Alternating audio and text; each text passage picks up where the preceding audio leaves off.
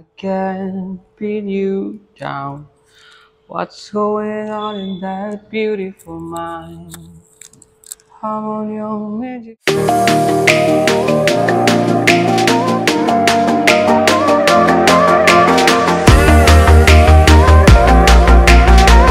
datang semuanya. Ini kita lagi dalam momen santai ngobrol dengan Bang Dani ya. Sebelumnya sorry banget ya, Ya. kalau mamanya agak kagok, soalnya jujur belum pernah kayak gini. Tapi ente lebih seneng dipanggil Cak, Bang, Mas atau Yes, Dani aja. Dani aja, oke, Dani. Selamat datang. Kita lagi ngobrol santai. Betul nih, Dani seorang teman yang cukup membanggakan bagi kami lah. Wah, yes. Ya, perjalanannya itu luar biasa dari mulai step A, B, C sampai saat ini udah berada di sini. Tapi saya mungkin punya satu pertanyaan pembuka dulu ya, Dani. Oke. Bukan tentang kesuksesan, tapi saya tanya, kamu bahagia nggak dengan hidupmu sekarang? Bahagia karena nomor satu, saya punya banyak waktu buat anak-anak saya. Anaknya berapa sekarang? 2 OTW 3. 2 OTW 3, waduh, luar biasa. Oke, Dan, gini, saya cukup kenal Mas Dani ini sudah cukup lama ya. Jadi Mas Dani ini seorang yang sangat gigih bekerja. Saya teman kuliah lah, kita kuliah lulus sampai 5 tahunan ya. Ya. Jadi Mas Dani ini seorang yang bisa dikatakan bahwa struggle, karena perjalanan dari menyeberangi pulau, menyeberangi laut, ini adalah hal yang biasa, dan pagi berangkat, malam pulang. Tapi, dan kamu sekarang udah berada di sini, owner dari Pangeran Lampu. Jadi kalau orang-orang sering beli di online, Tokopedia, Shopee, Lazada, semua marketplace lah, Facebook, Ada semua, ya, ada semua ya. Jadi ID beli-beli ada Nah, sekarang. itu adalah ini ownernya. Jadi orang dibalik dari Pangeran Lampu, ini orangnya ya. Jadi saya cuma pengen cerita, mungkin masa kecilmu seperti apa dan kok sampai kamu punya usaha seperti ini, ada nggak satu kilas cerita-cerita yang bisa membuat kamu seperti sekarang? Silakan yuk, kita berbagi cerita aja lah. Ini cerita awal gimana Ini saya. santai ya, jadi biar kita bisa oke, kenal oke, untuk sejarah ini ya. Yuk, monggo. Jadi saya awal cerita dari usaha ya. Usaha. Ya. Sebelum saya usaha ini, saya kerja di restoran 4 tahun. Restoran 4 tahun. Saya di bank itu hampir 10 tahun. Ya. Oke. Dari bank lokal pernah, dari bank asing juga pernah. Jadi mulai dari back office pernah, jadi manajer juga pernah. Jadi semua sudah saya lalui lah ya. Saya kuliah sambil kerja. Jadi saya kuliah itu saya lulus 2006 SMA. Oke. Saya nggak langsung kuliah karena saya mau cari pengalaman dulu ya. Waktu itu saya kerja. Jadi 2007 saya baru masuk kuliah. Itu pun saya udah sambil kerja di Pizza Hut dulu ya. Di Pizza Hut itu saya 4 tahun kurang lebih. Sampai akhirnya saya lulus, saya punya ijazah. Karena saya waktu itu background saya adalah restoran, ya, kemudian saya pegang ijazah, ngelamarnya kemana? Ya ke restoran juga dong. Ya, alhamdulillah waktu itu ada customer yang punya restoran di Jakarta, restoran gede, di Jakarta. Restoran lumayan gede lah. Di Pondok Indah ada, hampir semua mall di Jakarta adalah. Dia punya tempatnya itu. Nah dia mau buka di Surabaya nih, cuman waktu itu saya tawarin, kamu sarjana nggak? Ya saya udah wisuda sih Pak, cuman saya belum dapat ijazah. Terus saya butuh manajer. Kalau kamu mau, kamu ikut saya ke Jakarta. Nah, itu adalah challenge saya pertama. Sorry Mas, sebentar. Kalau saya melihat kata manajer itu seolah identik dan gajinya sudah gede banget. Wow, itu sangat super sekali. Saya tuh manajer dengan gaji waktu itu ya? Iya. 2010, 2011. Gaji saya sebagai manajer di restoran sama gaji adik saya buruh di pabrik ya, gedean adik saya. Bahkan saya sampai masuk bank pun, Bank Mega waktu itu. Oke. Gaji saya masih besar adik saya yang jadi buruh di Philip lulusan SMA. Lulusan SMA. Real itu yang saya rasakan waktu itu. Real itu. Kadang sedih tapi ya kadang orang itu kan lebih senang seragamnya daripada gajinya. Itu yang saya rasakan dulu. Karena seragam keren. Wah, pegawai bank nih. Padahal mereka nggak tahu background gaji kita itu ya segitulah. Kayak gitu. Nah, setelah saya pindah, saya mulai dari dulu ya. Bank saya awal itu di Bank UOB. Terus habis itu pindah ke Bank Mega. UOB pindah ke Mega. Ke Mega saya 2 tahun. 2 tahun saya pindah ke Bank ANZ. Oke, Bank Australia. Itu sampai 2018. 2018 saya waktu itu ANZ merger sama Bank DBS. Otomatis saya pindah ke DBS dong. Ya. DBS Singapura. Itu saya kurang lebih 1 tahun. Oke, DBS 1 tahun ya. Waktu itu saya jadi asisten relationship manager di Bank DBS sama di Bank ANZ. ARM ya. ARM. Terus waktu akhir 2018 saya dapat challenge nih dari Bank CMB Niaga untuk jadi relationship naik nih, asistennya hilang. Jadi relationship manager di CMB Niaga. Cuman waktu itu memang pressure-nya memang super sekali ya. Untuk usia semuda itu bisa naik karir kan pencapaian yang luar biasa sebenarnya. Ya, memang bagi orang lain mungkin wow luar biasa. Tapi kalau mereka merasakan sendiri gimana pressure-nya, ya, sampai nggak enak makan, nggak enak tidur, mungkin mereka baru itu nggak enak ternyata ya. Kayak gitu. Yang banyak orang salah kaprah adalah selalu orang ketemu saya bilang gini, wih enak ya, Dani sampai belain keluar dari bank, memulai usahanya terus jalan. No, bukan seperti itu. Sebenarnya itu saya keluar bank dulu, karena saya udah nggak kuat. Saya udah nggak sanggup dengan pressure yang begitu besarnya, sampai istri saya tahu lah gimana beratnya kerja seperti itu ya. Akhirnya saya udah nggak sanggup, saya ngomong sama istri saya, Mah, gimana kalau mamanya saya resign? Karena usaha saya lampu ini memang saya awali tahun 2017. Waktu itu iseng-iseng aja. Itu masih di DBS ya? Masih di ANZ. Oh, pindah ke ANZ. Saya dulu hampir kena SP sama bos gara-gara hampir tiap hari saya bawa kabel ke kantor. Kalau udah jam sore nganggur, saya motong kabel, saya masang fitting. Itu dilakukan sendiri ketika masih kerja di bank. Benar. Tapi sudah memulai jual di mana waktu itu? Waktu itu pertama Tokopedia pertama. Tokopedia. Itu kan baru banget ya tahun baru banget, ya? Bener, baru banget. Ya. Itu saya jual lampu pertama itu harganya 18.000. Jual lampu pertama. 18.000. Jadi awalnya itu ketika 2015 Umi saya, ibu saya kan nggak ada. Otomatis rumah ini kan sebelumnya kan semua yang handle nih Umi nih. Umi nggak ada, saya pengen benerin rumah lah. Saya pengen pasang lampu gantung biar rumah makin cakep. Berangkatlah saya ke ya itulah Anda tahu kan di mall. Boleh saya sebut nggak? Nggak apa-apa, silakan. Bebas. Ini kan saya sebagai dokumentasi kita juga. Ace Hardware, Informa, itu saya lihat lampu gantung. Gila harganya segini. Wah ini nggak masuk akal nih. Barang kayak gini harganya segini. Itu dalam hati saya ya. Bisalah aku buat kayak gini. Banyak kok yang bisa dibuat kayak gini. Nah awal itulah saya iseng-iseng cari pot. Terus kayak mangkok-mangkok itu, terus saya buat itu, jadi saya bor, saya solder, waktu itu belum bor, masih solder, saya kasih fitting, iseng-iseng, terus ada yang cocok nih, 1-2 ada yang cocok, saya pasang di rumah. Ada tetangga saya, waktu masih saudara sama saya, bilang, Mas, lampunya kok bagus, beli di mana? Bagus dari mana sih? Bude, wong lampu kayak gini loh, bikin sendiri. Bagus Mas, jual aja. Siapa yang mau beli? Gak apa-apa, coba barangkali dia jual laku, bagus kok Mas, gitu. Terus akhirnya iseng lah. Waktu itu memang waktu saya di ANZ, ya ini mungkin bos saya lihat ya. Nggak apa-apa makanya. Itu banyak bos, mohon maaf ya. Itu banyak banget nganggurnya kerja, serius. Jadi kalau saya kerja seharian itu hanya kerja itu paling cuma sekitar jam 10 sampai jam 2 atau jam 3. Katanya kerja di sana kan penuh pressure dan kerjaan banyak. Kenapa bisa nyantai kayak gitu? Kalau di bank asing itu culture-nya bagus, Mas. Jadi di bank asing itu culture-nya semua itu udah tersistem dengan baik. Jadi ya saya nggak meremehkan bank lokal ya. Tapi di bank asing itu menurut saya culture-nya lebih bagus. Kalau menurut saya loh ya.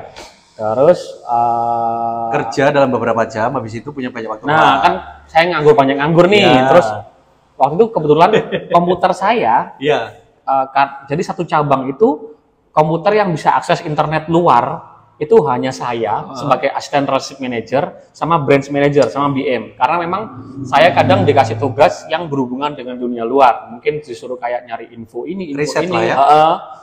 Nah saya waktu buka Tokopedia, iseng-iseng buka Tokopedia. Kebetulan saya punya foto yang saya pasang di rumah nih. Fotonya simpel banget, cuman saya foto pakai handphone BlackBerry waktu itu. Sorry. Iya, BlackBerry Strom. Belum mulai Android ya? Belum BlackBerry ya? Strom. 15-an ya? Strom itu. BlackBerry saya Strom itu, masih ingat. Terus habis gitu, itu zaman perpindahan dari BlackBerry udah mulai hilang kayaknya ke Android ya. Nah, itu. Terus akhirnya saya iklanin, saya udah biarinlah iklannya. 1-2 minggu kemudian ada orderan. Waktu saya jual 18.000, karena modal saya waktu itu cuma 12.000 kalau nggak salah. Itu penjualan pertama? Penjualan pertama. Ada orang order. Ini ada orderan, itu seneng banget dong pertama. Pikir saya gini, paling waduh ini pasti orang order, habis itu ngasih bintang 1 nih, paling ini. Anjrit apa ini? Wong pot lampu gantung kok dari pot. Kayak gitu kan. Ternyata waktu sampai bintang 5 ternyata. Bintang 5 dia. Bintang 5. Wah, aku langsung wah berarti ini ada peluang ya di sini. Akhirnya dari situ saya mulai coba model-model yang lain. Jadi model yang lain itu saya beli pot segala macam bentuk. Saya beli mangkok itu segala macam bentuk. Nah, memang riset itu kan memang mahal ya. Kalau saya contohnya beli 50 macam gitu ya. Paling yang menurut saya saya pakai itu cuma 2 atau 5 lah. Jadi yang 45 itu saya kasihin orang. Kasihin orang-orang. Nah itu awal itu, ada yang beli nih. Akhirnya saya coba kembangin sampai waktu itu produk saya sekitar ada 10 kayaknya mungkin ya. Itu dalam durasi berapa lama dari 2015 kan? Lama sih itu. Kan, ya? Itu setahun? Saya nggak terlalu concern sih waktu itu. Jadi ya flow aja lah, flow aja. Jadi kalau omongnya bulan ini nambah 1, bulan depan nambah 1 sampai 2 tahun kayaknya mungkin ya. Itu omset saya masih sekitar 1,5 juta kayaknya. 1,5 juta per bulan ya? Per bulan. Jadi saya kirimnya itu sampai orang JNE Sulawesi itu hafal sama saya. Kalau saya ngirimnya pas mereka mau tutup jam 2 malam, 1:30 saya datang pasti. Mesti jawabannya gini, masih gimana? 1:30 malam? 1:30 malam. Karena setelah selesai kerja baru packing? Iya, saya baru pulang kerja, saya baru kayak solder, masang fitting, packing. Itu baru saya ke JNE Sulawesi. Karena JNE yang buka sampai jam 2 malam itu adalah JNE Sulawesi. Sampai sekarang? Sampai sekarang juga masih. Oh enggak, kalau sekarang kan sekarang udah pick up semua. Sekarang udah pick up semua. Tapi gini, kalau misalkan untuk pengusaha pemula ya, yang mereka mungkin mengalami seperti Mas Dani, ada nggak ekspedisi yang mereka sekarang masih terima 24 jam tuh? Atau mereka harus pakai seperti apa itu sekarang? Sekarang soalnya kalau ini ngomongnya marketplace atau non marketplace nih? Keduanya mungkin ya. Kita mulai dari marketplace dulu ya. Kalau marketplace itu sekarang enaknya, kadang agen-agen tuh berebut malah. Berebut untuk pick up. Cuman dilihat dulu volumenya berapa. Jadi kalau volumenya cuma 2-3 sih kayaknya mereka nggak mau ambil sih kayaknya ya. Tapi kalau volumenya 10 itu kayaknya daily ya, secara daily mereka sih mau ambil sih. Mereka berlomba-lomba menawarkan. Cuman memang kayak saya nggak tahu ya, JNE itu kayaknya mereka nggak butuh customer sih. Karena nggak ada JNE yang melayani pick up, nggak ada. Nggak ada JNE ya. Berarti sampai sekarang punya Mas Dani itu juga sama? JNE saya drop sendiri. Oke. Khusus JNE ya? Kan di dekat workshop itu ada JNE. Oke, kalau non-marketplace? Non-marketplace itu kalau saya menyarankan kerjasama sama yang non-umum. Jadi kayak ekspedisi-ekspedisi yang nggak umum kayak JNE. JNE kan sudah umum tuh. Ada ekspedisi yang lain itu yang lebih murah. Kayak Central Cargo, SAP, Wahana itu murah. Terus Ninja tuh masih ikut marketplace juga. Tapi Ninja juga murah sih. Ninja juga oke harganya ya. Terus Max Cargo, terus Cobra, banyak sih. Ya, kembali ke tadi Mas mungkin ya. Ini kita udah bahas. Nah, sampai 1:30 ngantri. Terus setelah itu gimana yang terjadi itu? Berikutnya apa itu? 1:30 pagi. Pilih seperti itu. Ya. Jadi waktu itu terakhir kita ngomong di webinar tadi ya. Setelah saya udah nggak kuat banget, sudah saya nggak kuat, saya ngomong lah sama istri saya. Mah, saya udah nggak kuat nih. Gimana kalau aku resign aja, mau tak seriusin usaha ini? Langsung saat itu juga langsung istri marah-marah pastinya. Ya mana mau ibaratnya dari pegawai bank nih, manajer tiba-tiba langsung jadi. Memang kalau sekarang orang lihat owner ya? Iya, kalau sekarang orang lihat ditanya omongnya, Mas Aan kerjanya apa? Jualan online. Mungkin orang sekarang, wow. Jualan online ya, keren ya. Zaman saya dulu 2018 jualan online itu ada pekerjaan yang menyedihkan. Bener, karena orang dulu kalau jualan online, jualan apa sih? Paling jualan Pampers, paling jualan sabun, paling kayak gitu. Dulu zaman saya ya. Jadi kalau kadang itu memang kita tuh harus memulai sesuatu dari yang ketika dia belum ngetren. Kalau ketika sudah ngetren banyak kompetitor dong pasti dong nomor satu kan. Ya susah untuk ngejar. Kalau kita mau mulainya ketika belum ngetren, ya kita kompetitor sedikit, ya kan. Terus otomatis dengan kompetitor sedikit, kita bisa harga jual bisa bagus, ya kan. Kita nggak perlu biaya promosi juga nggak perlu. Semuanya sudah, mas itu karena kompetitornya sedikit. Kalau sekarang kompetitor banyak, hitungannya harga juga udah hancur-hancuran lah kalau saya bilang sekarang ya. Jadi waktu itu saya ngomong sama istri nggak mau, sampai saya ngomong 5 kali, istri juga nggak mau, tapi istri ngomong gini, udah disuruh ngomong sama mertua saya. Otomatis ya mertua ya jelas jawabannya sudah juga sama dong. Berarti berangkat Punya menantu yang sebelumnya pakai seragam, ibaratnya dengan embel-embel wah manajer di bank, tiba-tiba mau jadi penjual online. Oh itu mertua saya. Dengan ketidakpastian. Oh iya pasti dong. Iya. Terus saya tanyain omsetnya berapa, 1,5 juta waktu itu ya. Kemudian si orang tua mertua nggak mau. Iya. Terus saya juga ngomong orang tua saya pun juga nggak boleh. Gitu. Cuman bukan saya mau memulai usaha, enggak, karena saya udah nggak kuat. Waktu kerja di saya Mendagri saya udah nggak kuat. Dan ini sebagai informasi ya, jadi Mas Dhani ini buat bosnya juga. Jadi katanya perform terus, katanya kerjanya juga banyak waktu luang. Tapi saya percaya beliau ini juga seorang musisi handal. Kalau teman-teman datang nanti di beberapa kafe, rola atau apa, kadang Mas Dhani ini menyumbangkan suaranya. Ya nanti ini ada part ceritanya juga kayak gitu. Sulap juga bisa. Nah, jadi iya. ini adalah cerita-cerita yang Mas Dhani punya. Tapi memang kalau sudah pasti seperti itu per bulan dapat, punya apa bisa ngamen, terus habis itu usaha yang lain sulapan bisa, tapi kok malah milih untuk jadi pengusaha 1,5 juta lagi. Ya mohon maaf ya Mas, bukan saya underestimate, tapi sampean punya istri Mas. Ya, sampean punya istri, mungkin belum punya anak waktu itu ya. Sudah dong. Oh, sudah punya anak saya baru lahir gitu. Oke. Terus gimana cara meyakinkan mereka untuk bisa itu? Jadi begini, ketika saya udah nggak mampu lagi ya. Saya merem nih, karena mertua udah jelas nggak setuju ya. Karena waktu juga mertua juga sudah hitungannya gondok sama saya, nggak nyapa juga. Akhirnya saya ngomong sama istri gini, Mah, gini ya, kasih apa waktu 6 bulan. Saya tak resign, tak cobain merintis usaha ini. Tapi aku dengan tetap, kan dulu kan ketika saya kerja di bank, itu gaji semua istri yang pegang. Kan? Jadi saya nggak pegang ATM. Saya cuman dikasih sangu 1 hari 20.000. Istri yang kasih waktu? Istri yang kasih waktu itu, 1 hari 20.000 ya. Tapi kok bilang, kok cukup 20.000? Saya kan masih ngamen, masih nyanyi wedding, masih nyanyi kafe, ya itu buat jajan saya lah. Nah itu saya ngomong sama istri, saya masih berani kasih kamu gaji sesuai saya di bank. Saya ngomong, waktu saya nggak mikir caranya gimana, gue sembuh pokoknya.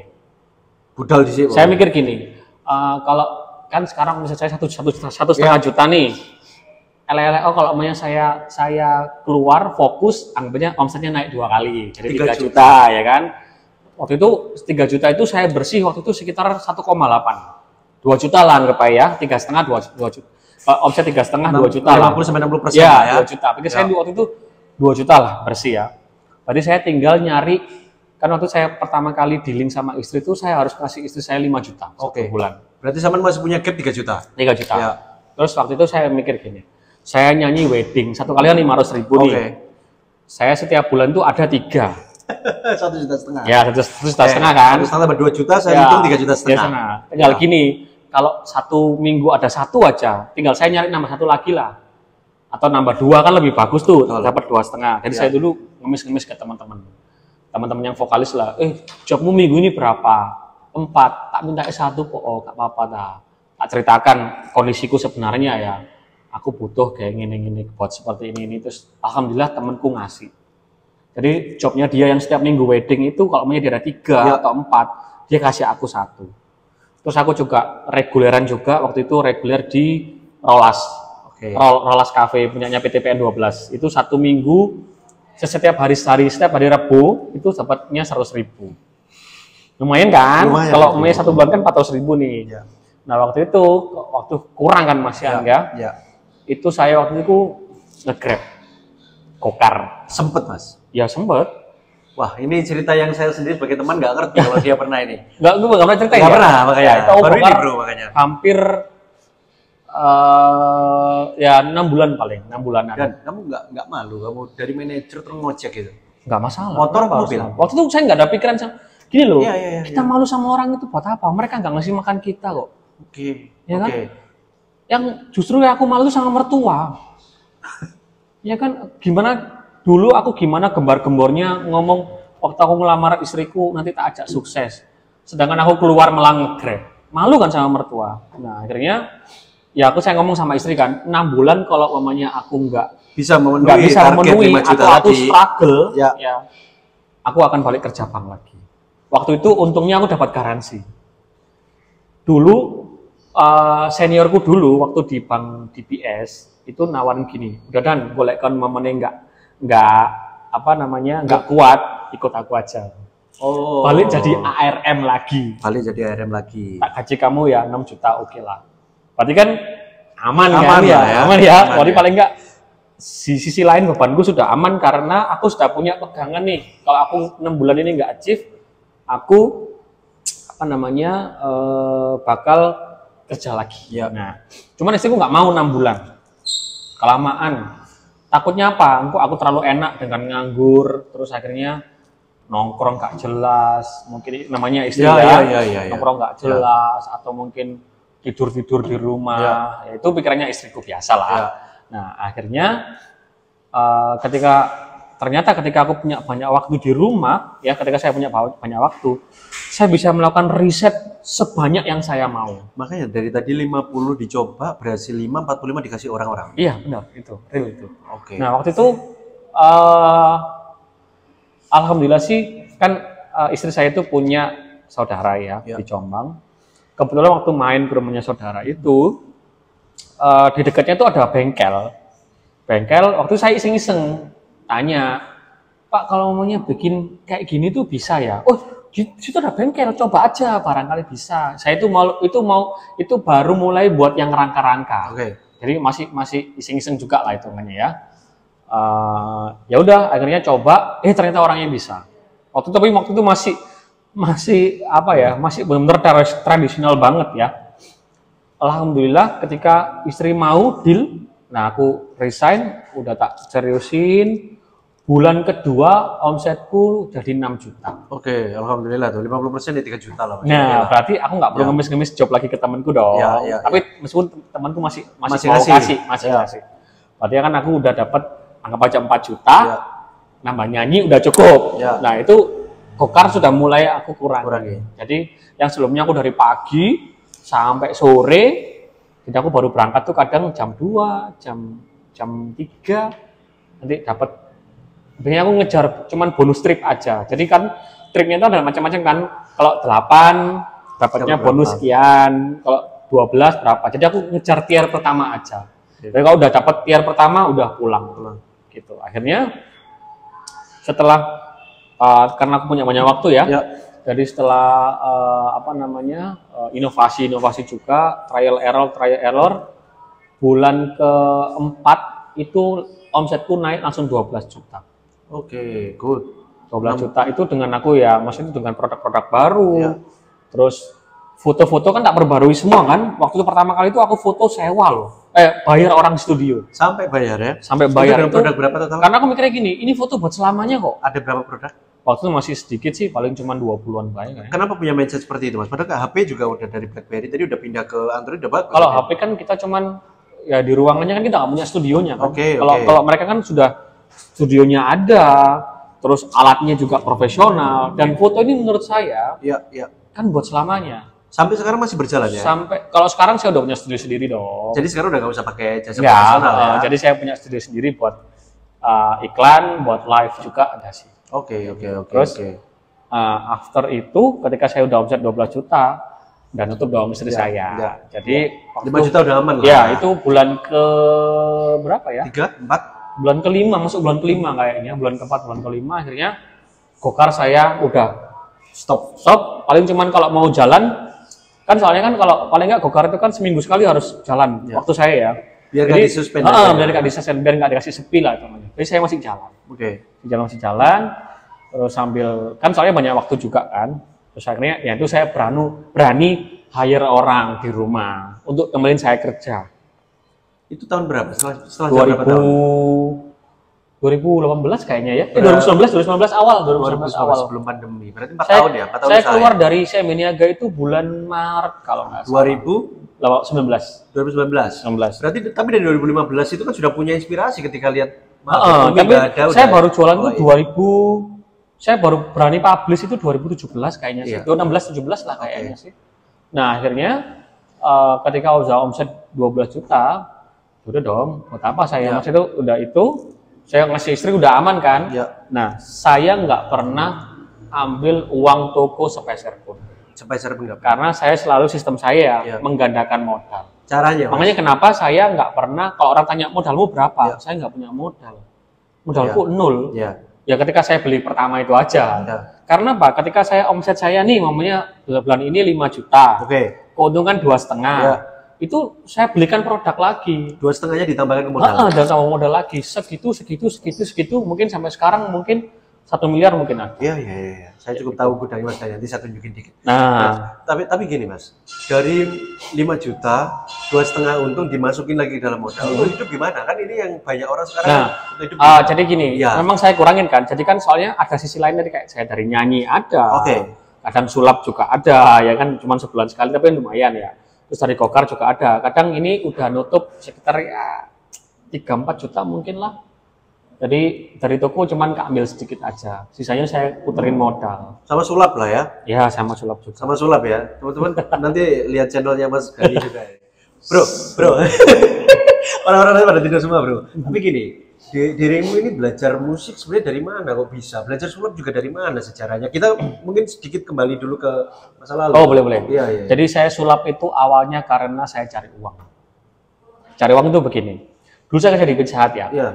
Saya kerja di Pizza Hut itu tahun 2006 atau 2007 ya kalau nggak salah, saya lupa. Habis lulus SMA lah. Gaji saya waktu itu di Pizza Hut itu 640.000. 640.000. Kan sambil kuliah part time ya. Segitu udah besar lah. Nah, waktu itu saya punya cicilan laptop 570.000. Which is Berarti gaji saya tinggal berapa dong? Tinggal ya 60.000 paling ya. Iya, 50-40.000. Nah, pikir saya, waduh, apa namanya, gaji saya nggak aja udah nggak pegang gaji.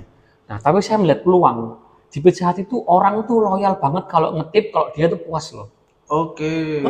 Jadi dia tuh royal banget kalau namanya dia pelayanannya bagus, terus dia seneng. Nah, dari situlah saya belajar sulap. Di sisi lain saya juga seneng sulap ya. Saya juga seneng sulap ya. Di sisi lain itu saya belajar sulap di situ. Jadi saya dulu kuliah berangkat jam 1:30 pagi. Ya. Sampai jam 1:30. Ya. Setengah dua saya pulang dari Madura, nyebrang langsung ke daerah Kupang. Ya. Saya kerja jam 3 sampai jam 1:30 malam. Sampai 1:30 malam. Setengah 1 malam, nanti saya masih ke Bungkul dulu saat ke komunitas sulap. Nah itu ketika saya udah bisa sulap nih, saya praktekkan ke customer. Jadi kalau ada customer habis makan, permisi Bu, boleh mengganggu sebentar waktunya. Oke.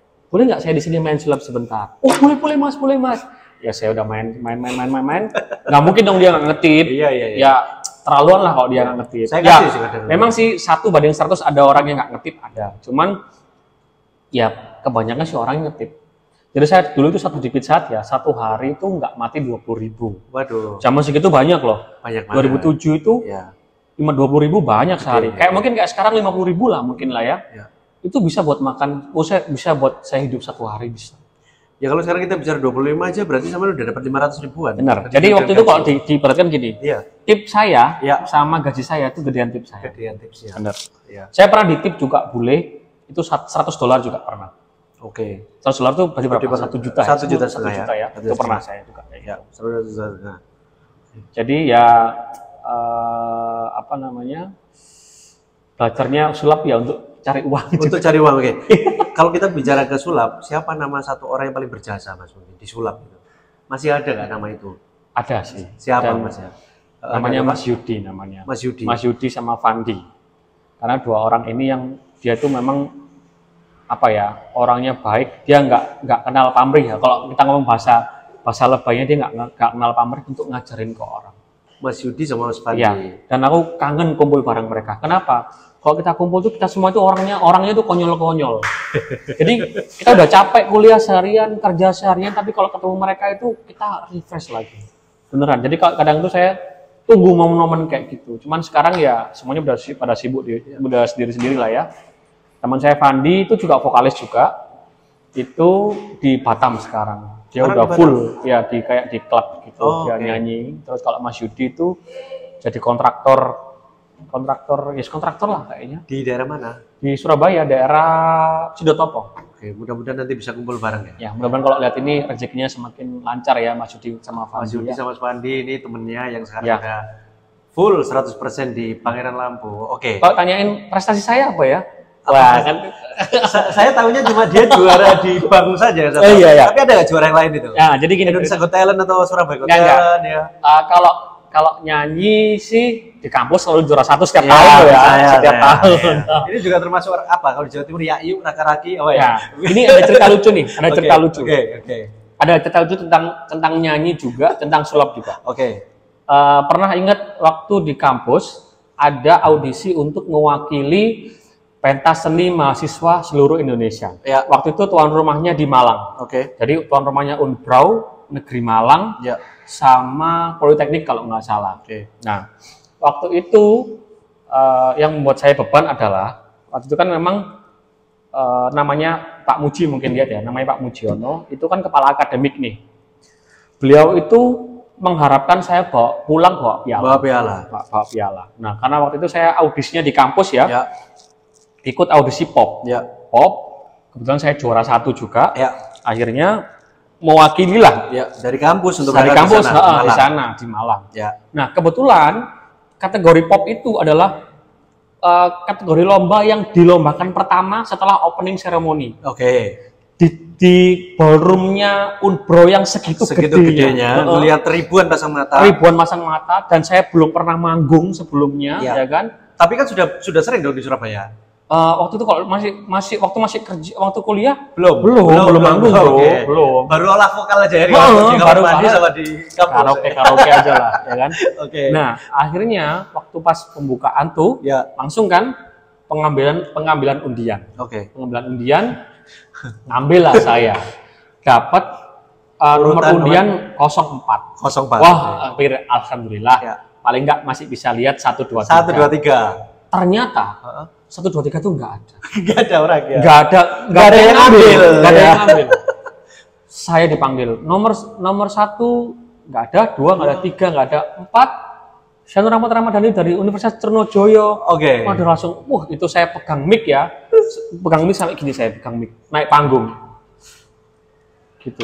Yang sebelumnya itu materinya itu sudah siap. Sudah hafal di luar kepala. Sudah hafal, tapi mental saya belum siap. Jadi waktu itu nyanyi lagunya Afgan. Kali ini ku sadari. Itu keplecuk di awal. Kepreset dikit lah di awal. Terus pikir saya, nggak apa-apa lah kepreset sedikit. Ternyata after saya, yang lainnya bagus-bagus lah. Waduh. Bagus-bagus semua. Ya kan mereka juara dari kampusnya masing-masing dong. Iya. Akhirnya saya lihat mukanya Pak Muji itu, yang mengharapkan saya bawa piala, itu mukanya sedih kayak gitu. Terus, aduh gimana ya. Terus saya keinget, kalau di lomba yang di kategori dangdut itu belum ada cowoknya. Oke. Nah, itu saya udah nggak pikir panjang.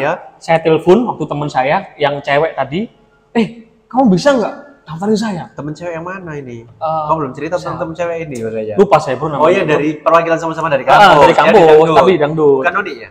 Noni, bener. Noni. Terus telepon aku lah, telepon si Noni. Iya. Nih, kamu masih daftar? Iya nih, daftar ulang. Ini tolong daftarin, Bo. Oke. Terus formnya gimana? Terus formnya tak fotoin ya, sementara ya. Nanti daftarin tolong, bener. Terus habis itu, oke. Nah, akhirnya, didaftarin lah sama Noni. Tapi nggak tahu, kan waktu itu soalnya saya aturannya itu kalau nggak salah nggak boleh daftar di 2 kategori. Karena takutnya kalau bentrok. Gitu kan. Karena aku mikirnya nggak peduli, kayaknya aku nggak lolos lah kayaknya. Soalnya kan yang lain juga bagus kan. Akhirnya ikut daftar ulang. Udah nggak apa, cobaan aja. Kalau omongnya lolos ya syukur-syukur. Masih dokumennya lolos ya syukur-syukur. Karena nggak nge-track kan. Kalau enggak juga nggak apa-apa. Ternyata lolos. Nah, terus nyanyinya itu lagu yang aku nggak pernah dengar sebelumnya. Lagu dangdut yang jadul tahun 80 90-an. Masih ingat, saya belajar cengkok ini itu 7 jam nggak berhenti. Berarti itu di Malang ya, status belajar ya? Bener, di Malang. Gini lagunya. Masih adakah rasa sayang di hatimu? Saya masih inget banget, itu lagu wajib. Aduh, itu zaman siapa? Elvi Sukaisi, lebih lama lagi tuh. Nyanyi part siapa? Saya nyanyi part itu lagunya Muhsin Alatas. Muhsin Alatas. Nyanyi yang part ini, itu aku ngulang-ngulang sampai 7 jam. serta kerinduan itu 7 jam karena aku bukan basic dangdut. Oke, basicnya pop ya. Basicnya pop.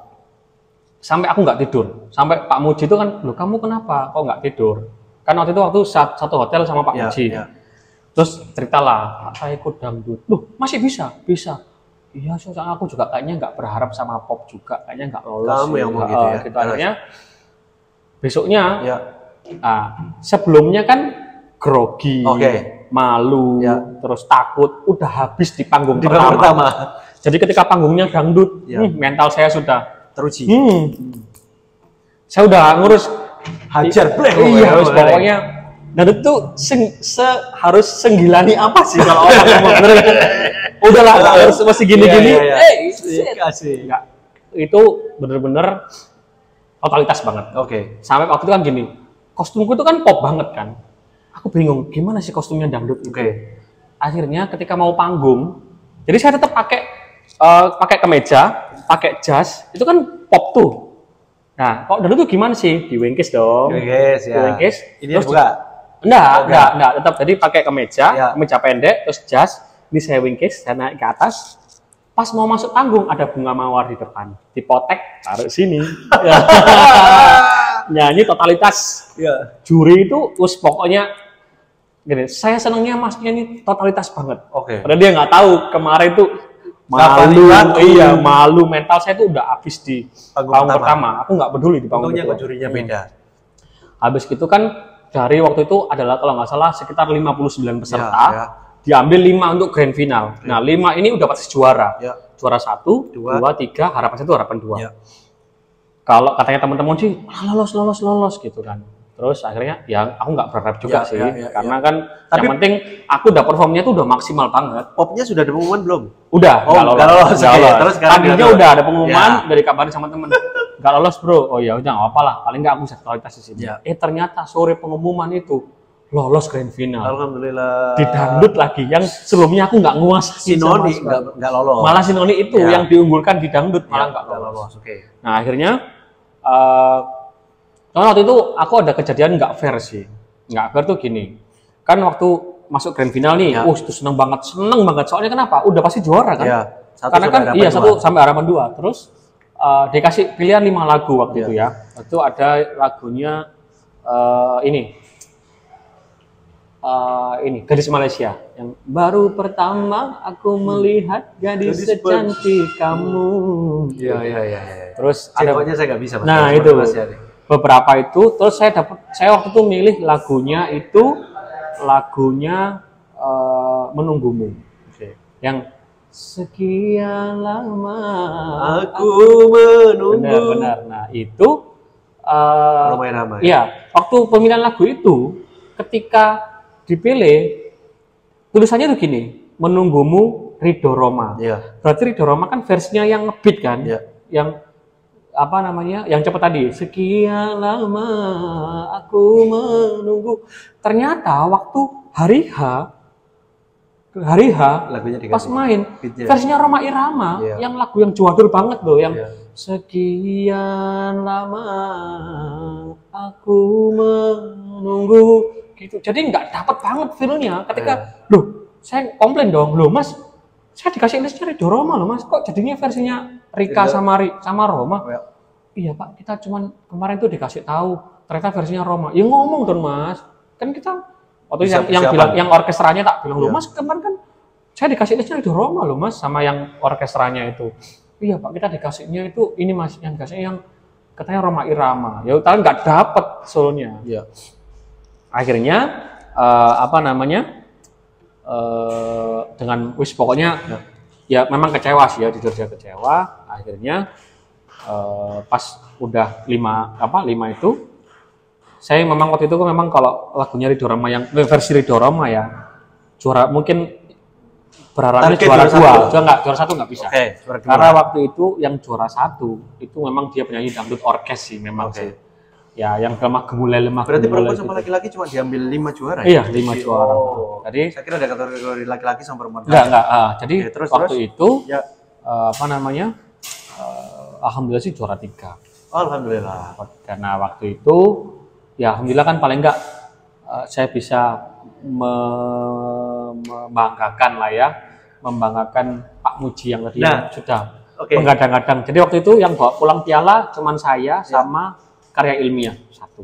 Berarti gini kan, dirimu berarti nggak mau membuat orang lain kecewa kayaknya kok kalau saya lihat dari perjalanan ya, nggak pengen membuat mertua kecewa, nggak pengen membuat istri kecewa. Balik di sini nggak pengen membuat Pak Muji kecewa. Iya, karena kan memang kalau orang tuh berharap sama kita ya kita harus kasih yang terbaik. Kasih yang terbaik. Urusan gagal apa enggak kan yang penting kita udah kasih terbaik kan. Sama seperti ini juga ya, kasih yang terbaik ya. Berarti juga Pangeran Lampu juga seperti itu. Tapi saya pengen lihatnya gini, ada pengalaman apa kok kamu bilang bahwa saya nggak pengen mengajak keluarga, menurut saya bahagia itu kalau saya bisa kumpul sama mereka. Anak mau menuju 3 nih, emang punya perjalanan apa sih kok kayak pengen bahagia, pengen kumpul sama anak itu?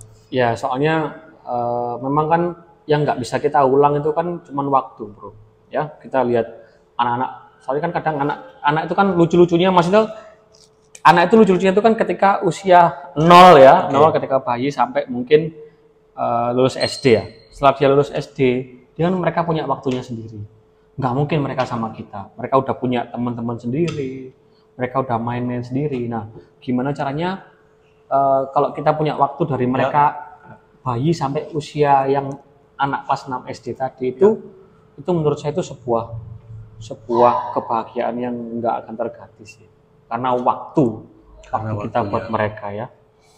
Nah itu terus waktu itu ya yang lanjut yang tadi ya, Pak Muji tadi kan dapat piala tuh, pialanya gede banget. Pialanya sama saya waktu itu, gedean pialanya. Terus Pak Muji bilang gini, pialanya taruh kampus Yole, gitu. Masih ada lah sampai sekarang. Masih ada di direktorat masih ada sih. Harusnya minta replika lah ya. Wah iya boleh. Minta itu. Terus kan, tapi saya dapat piagam. Terus habis itu, nih kampus apa? Ya dari kampus Yole, ngono. Karena waktu itu saya nggak ngarepin piala kok. Piala itu kan cuma simbolis saja. Terus akhirnya, kok tak ijoli beasiswa le 4 juta. Ya, akhirnya waktu itu buat saya, uang 4 juta itu gede banget loh. Padahal waktu itu kan saya bagian direksi beasiswa, maunya saya coret aja. Cuman waktu itu dibagi gini, jadi 1 juta setiap semester apa setiap tahunnya, aku lupa. Semester ya. Nah itu, aku nggak berharap itu sih. Ya. Nah waktu itu, ya aku dapat itu ya alhamdulillah loh bro. Nah itu akhirnya ya udah. Kalau yang sulap itu juga kejadiannya juga lucu. Sulap itu ketika event DBS itu ya, waktu zaman di DBS ya. DBS itu ada setiap tahun namanya DBS Got Talent. Itu disaring dari audisi 2000 karyawan ya. Semuanya disaring sampai 10. Karyawannya siapa nih? Karyawan DBS, seluruh Indonesia. Jadi disaring sampai ketemu kalau nggak salah waktu itu 25 kalau nggak salah ya, 25. Grand finalnya di Jakarta, di head office ya. Terus habis gitu tak lihat semua pesertanya tuh karena waktu audisi aku juga nyanyi, kan memang kelebihanku nyanyi dong. Akhirnya apa namanya tak lihat waktu grand final kok nyanyi semua. Akhirnya udahlah, gimana kalau aku sulap aja. Tapi kalau sulap tuh kayaknya nggak seru. Gimana kalau habis sulap terus nyanyi. Jadi kan bener lu punya talent gitu, kamu punya talent gitu kan. Ya itu, memang waktu itu nggak fair menurut saya. Ada tidak fairan lagi? Iya, nggak fair. Kenapa? Karena waktu itu 70% nilai itu dari food. Sedangkan foodnya gini, kalau sampean dari departemen kredit itu orangnya banyak banget. Dan si bosnya, si direktur kredit itu bilang, dukung. Wajib ya, food Aang, food Mas Aang dari bagian kredit. Ya, saya yang dari bagian departemen sales untuk yang funding itu sedikit banget dong. Nah, untungnya waktu itu nilai saya di Jakarta juri, nilai saya paling tinggi. Jadi saya ketolong meskipun 70% dari food ya. Jadi 30% dari juri. Waktu itu dari food itu saya peringkat 14 kalau nggak salah dari food. Cuman ketika pengumuman juara saya juara 4. Wah, luar biasa. Harapan satu. Lumayan lah waktu dapat 500 Singapura dolar. 5 jutaan. Nah, itu waktu apa namanya? Nanti boleh lah saya kasih link, saya ada kok videonya sulap. Boleh. Nanti saya kasih link ya. Saya link Google Drive ada. Iya.